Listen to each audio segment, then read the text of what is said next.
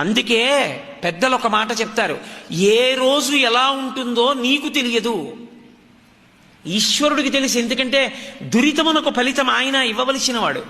కాలముంది, దురితముంది, ఎక్కడ నొక్కబడతావో నీకేం తెలుసు? తెలియదు.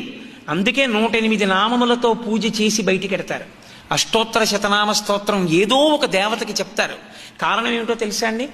మీరు నొక్కబడ్డం కాదు, మీకు రావక్కర్లేదు జ్వరం. మీ అబ్బాయికి జ్వరం వచ్చింది, చాలా వేడిగా ఉంది ఒళ్ళు, హాస్పిటల్లో జాయిన్ చేశారంటే మీరేమైనా చేయగలరా? మీ మనసు స్వస్థత తప్పడానికి మీ శరీరము నుండి ఉద్భవించిన బిడ్డలు చాలు. వాళ్ళకి బాగుండకపోయినా మీకు బాగుండదు, మిమ్మల్ని కట్టుకున్న వాళ్ళకి బాగుండకపోయినా మీ మనసు బాగుండదు. విశాల హృదయం ఉన్నవాడికి ఎవరికి బాగుండకపోయినా తనకి బాగుండదు. అందుకే లోకంలో ఎవరు పుట్టినా 27 నక్షత్రముల యొక్క 4 పాదాల్లో పుట్టాలి. ఒక్కొక్క నక్షత్రానికి 4 పాదాలు.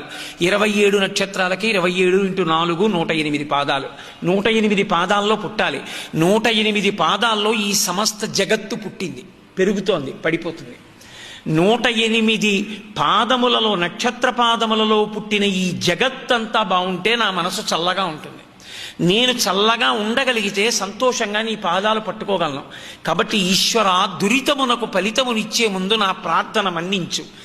నీ పాదములు పట్టుకుని ఉన్నాను, ఒకప్పుడు తెలియక చేశాను, ఇప్పుడు నీ పాదాలు పట్టుకున్నాను, నన్ను మన్నించన్న కోణంలో ఎవడు ప్రార్థన చేసి బయటికి వచ్చాడో వాడికి ఈశ్వరుడు దురితమును తప్పిస్తాడు.